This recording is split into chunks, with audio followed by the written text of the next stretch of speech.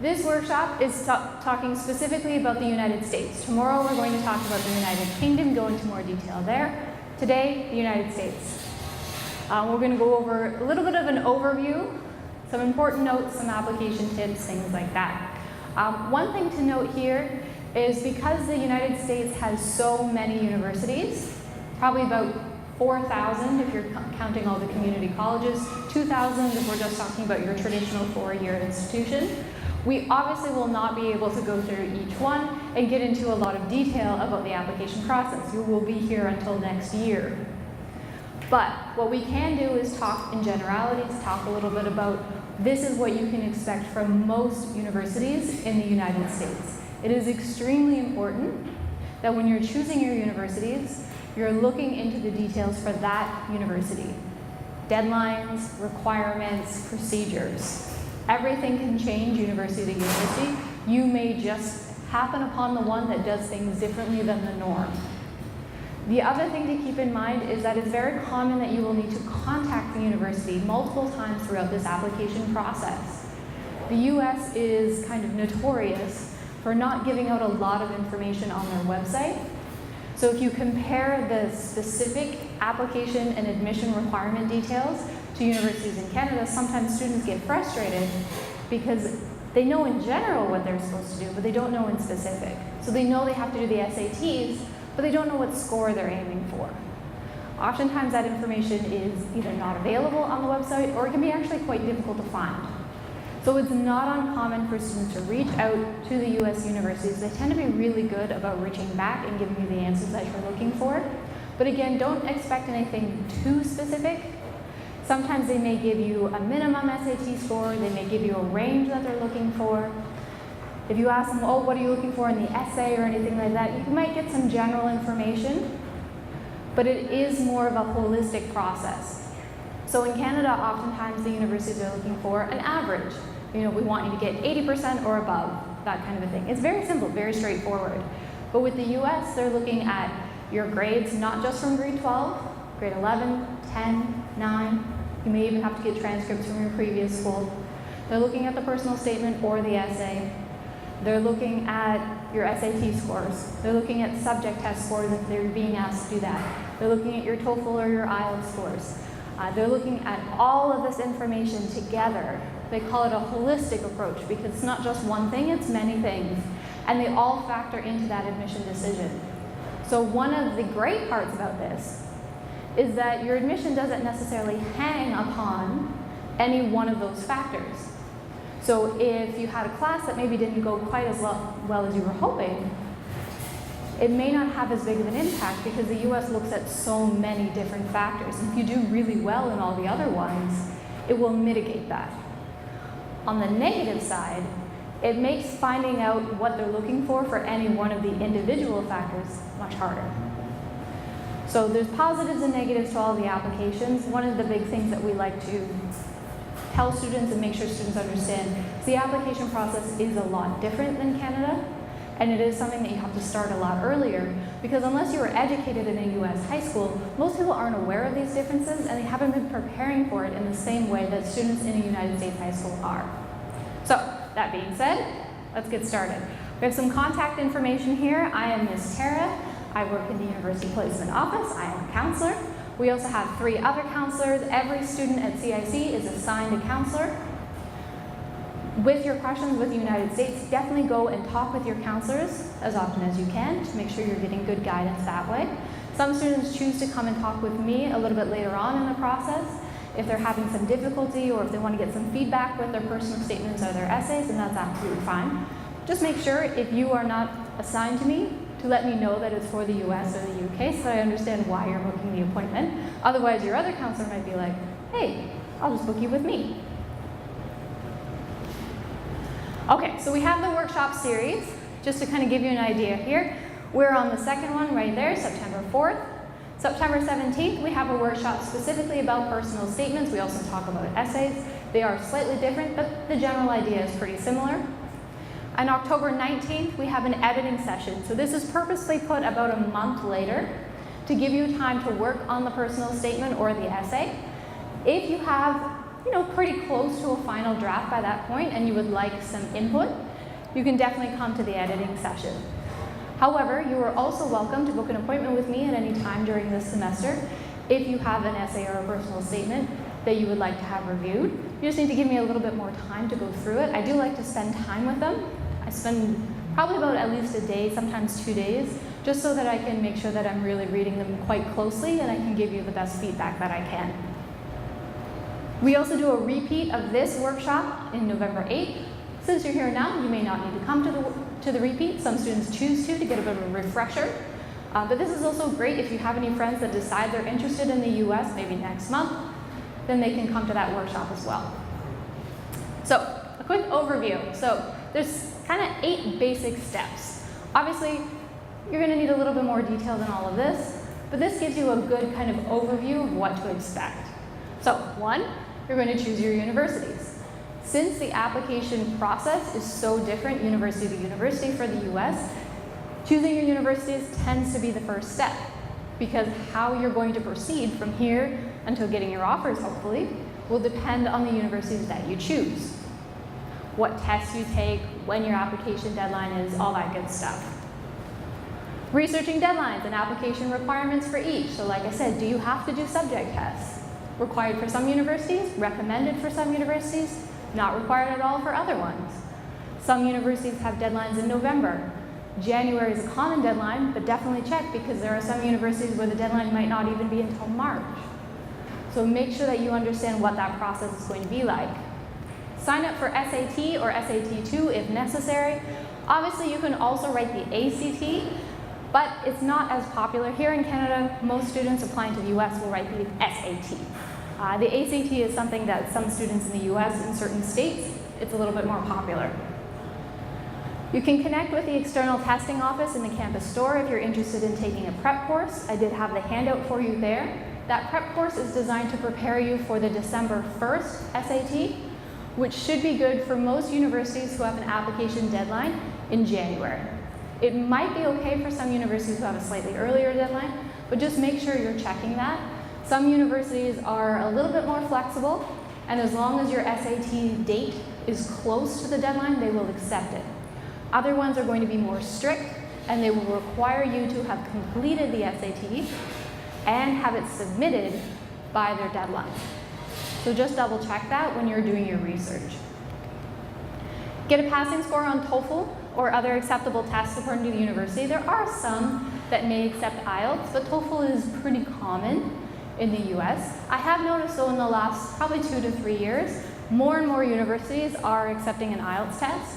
If they don't post the IELTS on their website or you don't see a score, definitely reach out to the university. Sometimes it's not published, but that doesn't necessarily mean they don't take it. So I have had universities in the past who have emailed back and said, oh yeah, no problem, send us in a 6.5 or send us in a 7 or something like that, but it may not be on the website. But yes, more and more universities are even posting it on the website that they will take IELTS. Speak with the teacher about getting a reference letter. This is something that you're going to want to start pretty soon. You want to give your teacher plenty of notice. Even if they don't have to write the reference letter immediately, you want to kind of introduce that to them. We'll talk a little bit more about reference letters later on, but it's something to really start thinking about now. You're going to start applying. You'll notice applying is one of the last steps that you do. US and UK applications are what I like to call front-loaded. So you're doing a lot of your work before you even hit the application deadline or hit the application. Canadian applications are oftentimes the opposite. So your application tends to be your first step. And then a lot of the other things that you need to do, submission of IELTS, essays, videos, anything like that, comes after. So it's a bit of a different process there and something that a lot of students aren't quite prepared for. Complete your essay or personal statement, definitely before the application deadline. And you're going to finalize your application and follow up with the university. Like I said, there's going to be a lot of communication between you and your university in the next few months. Once the application is in, you're going to be communicating with them. How do you want me to send my transcripts? Do you want my transcripts from my previous school? Do they need to come directly from my previous school in my home country? How do you want me to send any other documents that you're looking for? Mail, email, upload, What are you looking for? Sometimes universities are great about communicating this information to you through email, sometimes not so much, so you'll have to make sure to reach out to them to find out what you need to do and how you need to do it. So choosing your universities, this is a website that I use pretty much all of the time. It's called College Navigator. It's run by the US government, so it's a fairly neutral source, which is good to know. So it's run through their education department.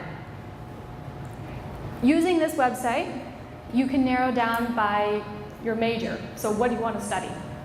You can narrow down by location. So sometimes my students want to study in California or study in Texas, and you can search for universities just in that area. You can start getting really specific and saying that you want to do a bachelor's degree, you want a public or a private institution. But oftentimes if you do a little bit of the general search, it'll get you pretty close to what you're looking for. When you get your search options back, they actually contain quite a bit of information. So they'll tell you what programs does this university offer? What are the general admission requirements? What are the general admission procedures? What are some admission statistics from the previous year? It's not necessarily as accurate as what you will find on the university website, so you always have to go back to the university website to double check. But this is a great place to start, especially if you're not sure about the universities that you're interested in. If you're still in that early research process, I always recommend College Navigator. Point here too, don't forget to have backups in your plan. So don't just apply to Harvard, Yale, Stanford. Go ahead, apply, no problem. Don't just apply. Even if your grades are spectacular, you have amazing extracurriculars. These universities will require you to compete against the best students in the entire world. So do the application. If you don't apply, you'll definitely not get in, I can promise you that. But always make sure that you're planning well.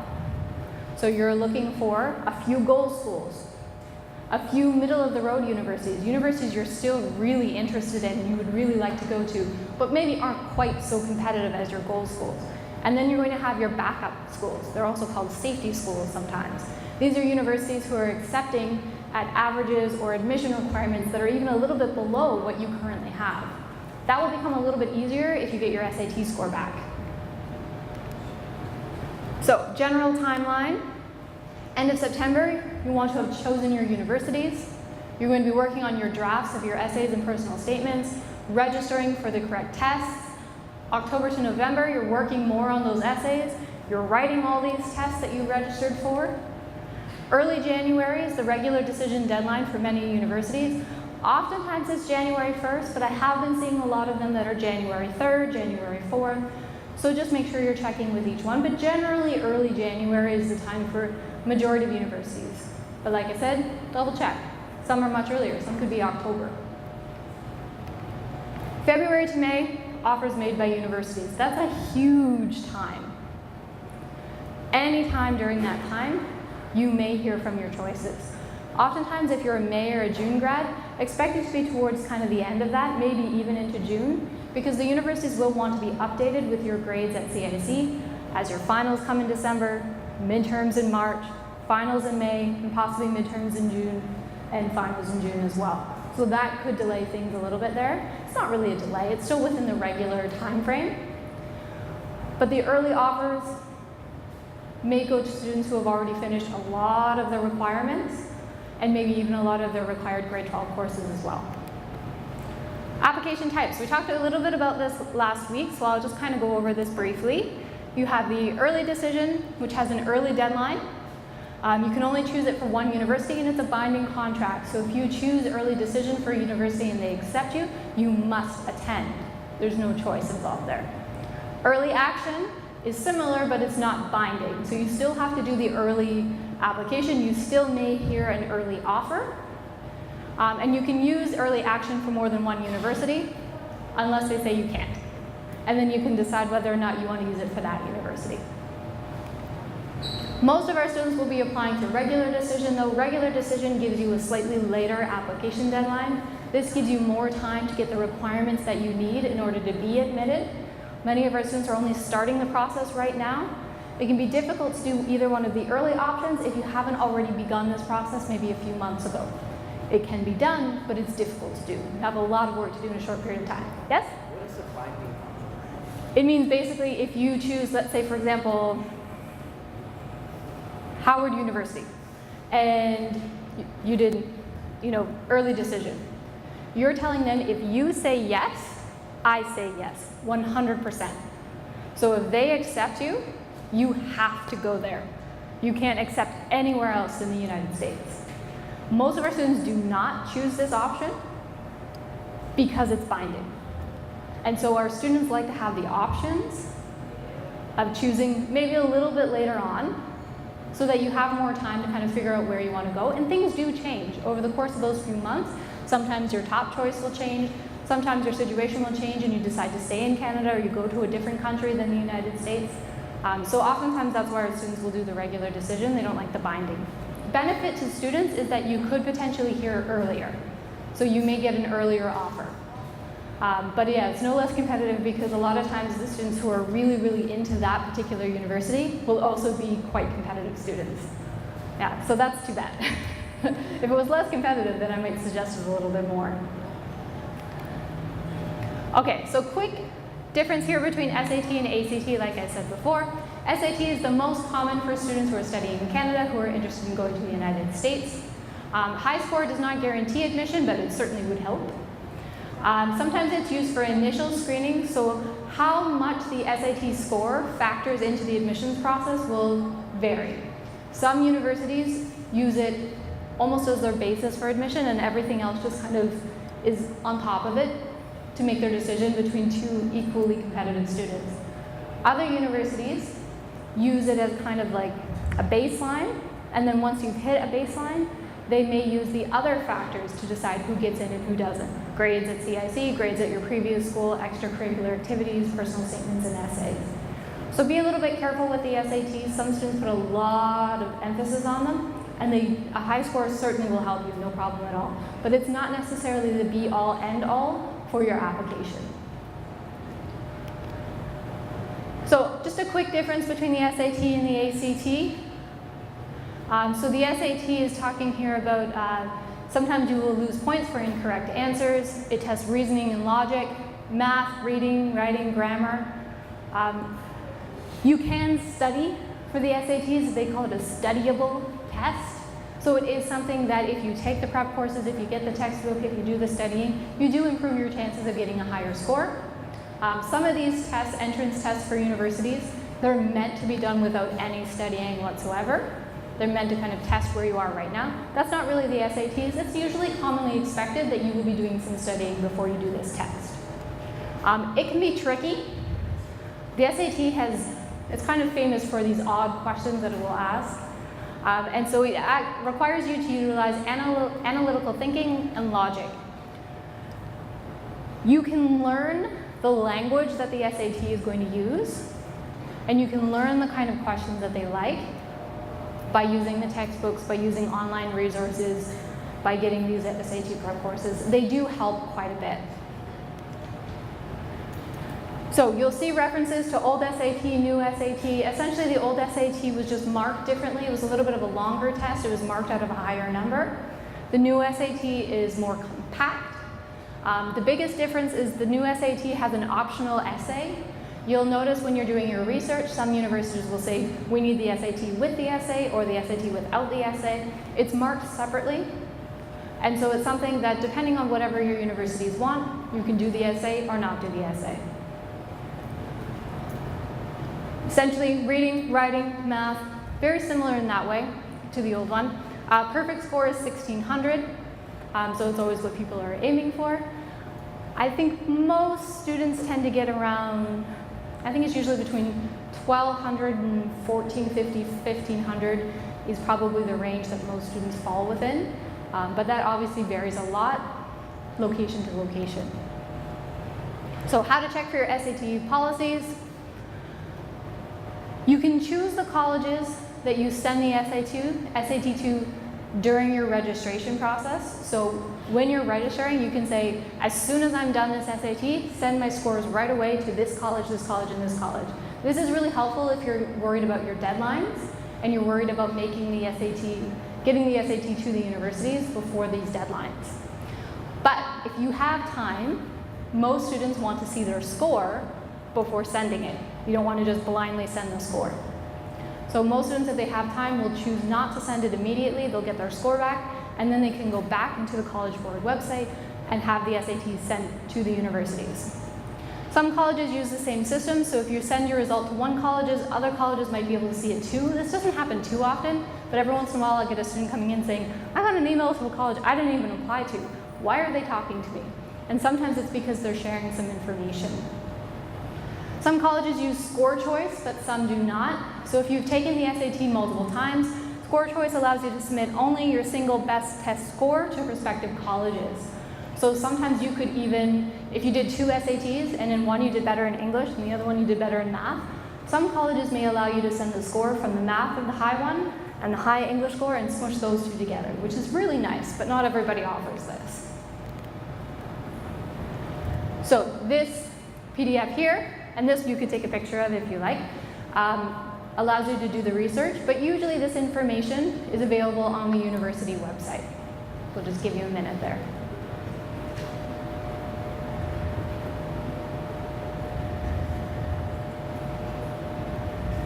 Everybody good? Awesome. So subject tests, not every university will require these. They are more common in areas such as engineering and science. So some of them are satisfied with just the SAT, but engineering and science, that kind of makes sense when you think about it, that they would want to see what your scores are in science subjects. There are standardized tests that focuses on one subject, such as math. So you already do math for the SAT, but this would be like an additional math on top of it. It could be calculus, it could be algebra, something like that. Chemistry, history, geography, whatever they want.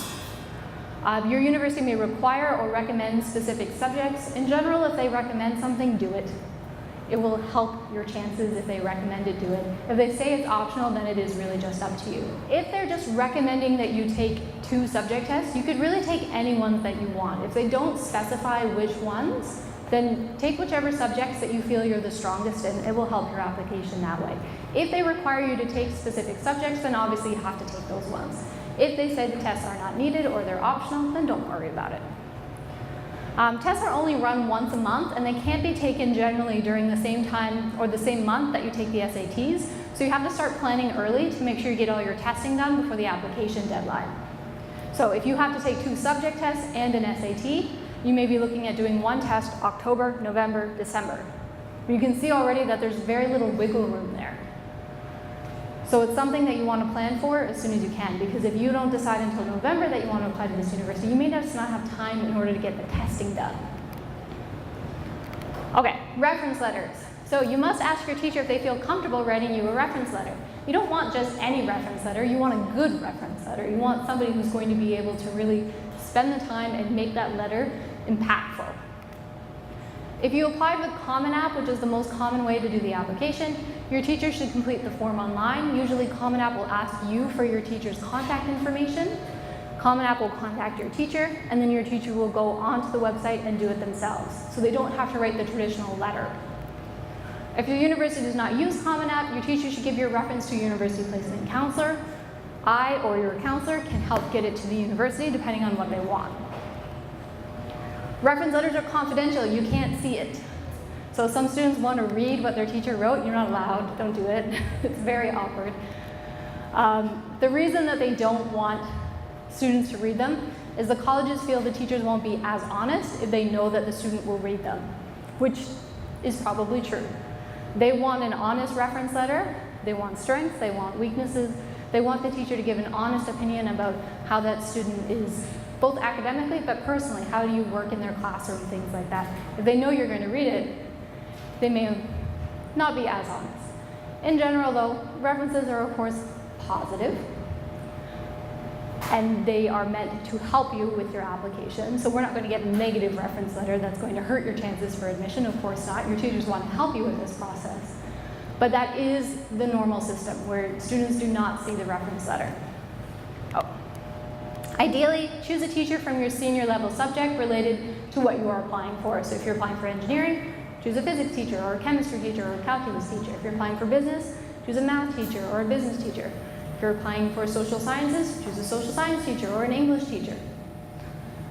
Ideally, at the end of the day, you want to get a senior level teacher and you want somebody who knows you well. If that person also happens to teach you in a subject related to the program that you're choosing, fantastic. That's the best type of person.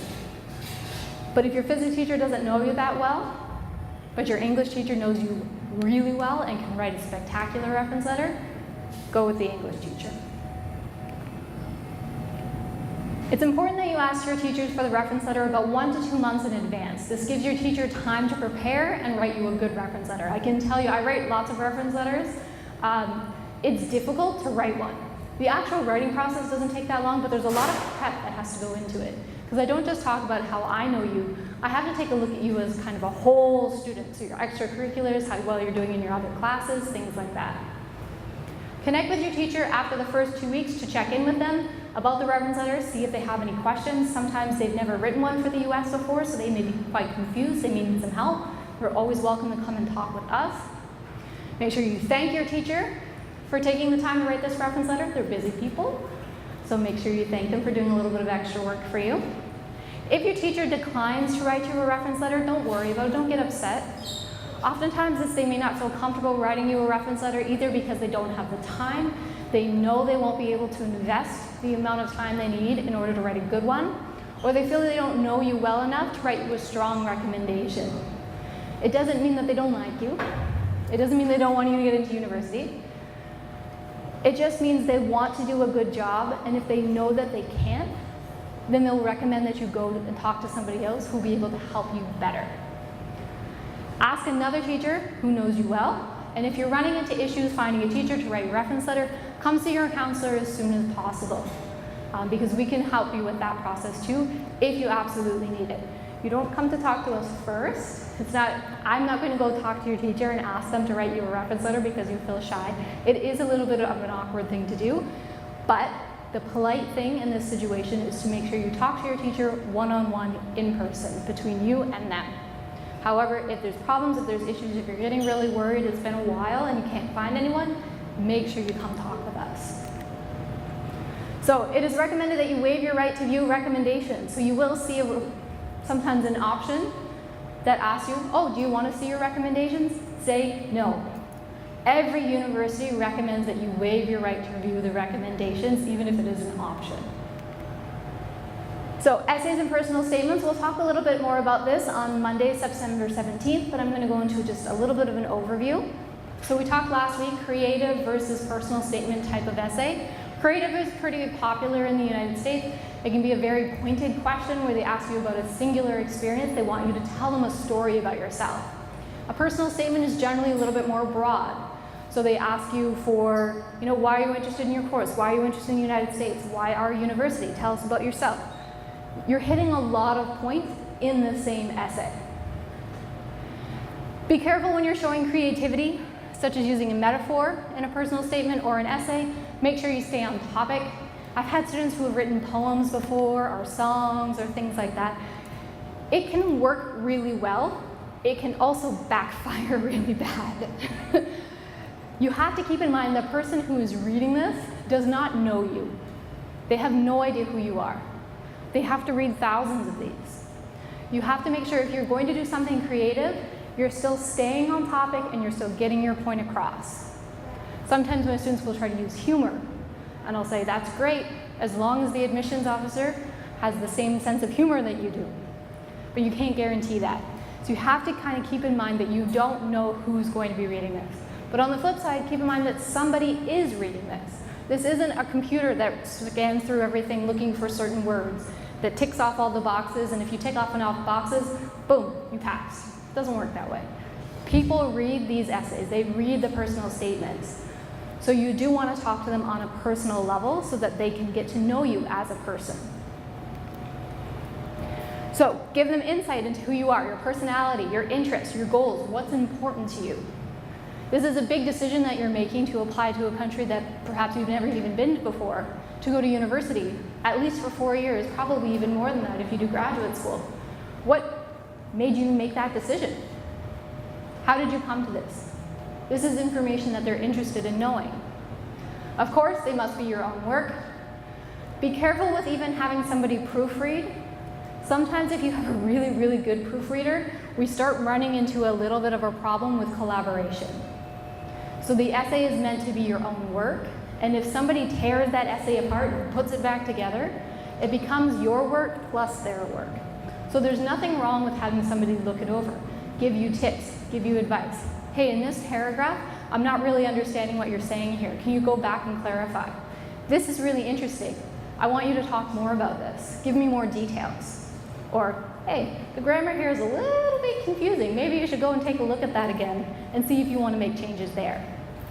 That's the kind of input that you want. You just want to be very careful that it doesn't end up being a project between two people. Essays are always checked for plagiarism, so don't even bother. It's the most common thing for students to try to look something up online on Google, find a winning personal statement or an essay, and try to submit it as their own work. Again, these people read thousands of these essays. They know if it's not you. They know if they've seen it before. Most of the time it's sent through Turnitin, which I think you use in your classes as well. They also have their own versions of this software where they can check for plagiarism. So some important notes. Each university has their own application fee that must be paid. If you don't pay the fee, you won't be assessed. Sounds obvious, but it's a very important note. Common App offers a service called fee waiver to waive the application fees for low-income families, but they really do mean low income. They have a very specific set of qualifications that you have to meet in order to be considered for this. So don't check it unless you're also looking at the qualifications and you're sure that you've met them. So sometimes if a student is homeless, for example, and they can't afford the application fee, Common App has something for them. But when they mean low income, they do mean quite low income. This is our code. So when you're doing your Common App application, this code will help connect you to the school. You can also just search Columbia International College, it will pop up, but this code is sometimes a little bit of an easier way to do it.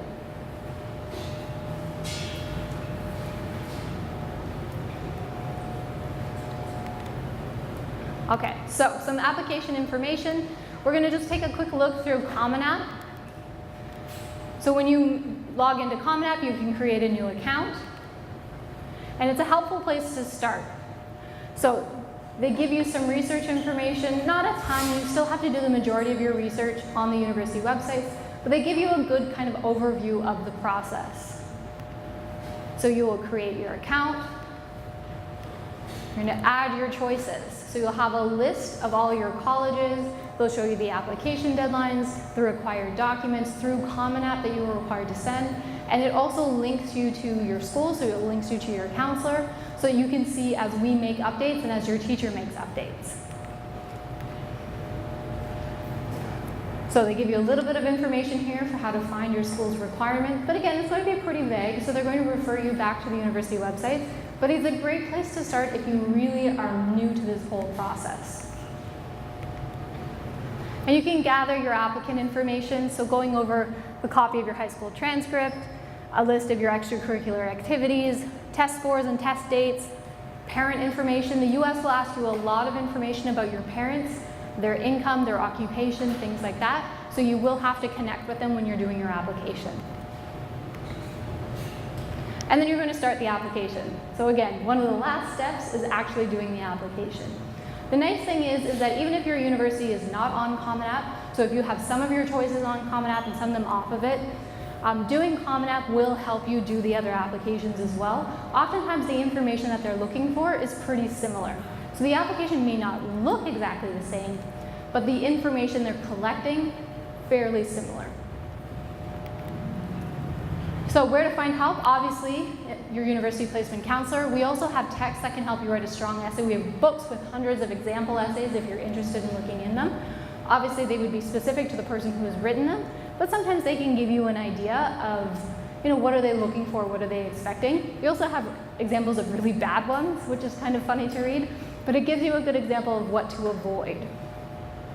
All the resources are available in the UPO resource room, so you can come by, take a look. If you want to take a look at any of the books with the essays, just come and talk with one of us and we'll find them for you. And where to find help elsewhere, don't worry about these links, they are in your handout. But this first one is for the UK, but I do find that it's actually really helpful for anyone who has to write a personal statement, if that's what your college is looking for. The second one is from Boston. It's really a good overview of generally what to expect. The Coursera is fantastic. It's really long. It's a series of multiple videos that will take you a while to get through, so don't expect to do it all in one night. But it's specifically meant for international students applying to the US. It's free, it's a fantastic resource. When I first started working here, that was one of the things that I took a look at. And then, again, College Board. So College Board is where you'll write your SATs. So they're a really good resource for all sorts of admission information for US universities. Alrighty, so we're at the end here. Any questions? I know some of you have to get going, so what I'll do is we'll just end it. If you have questions, definitely come up to the front and we can talk one-on-one, okay? Thank you.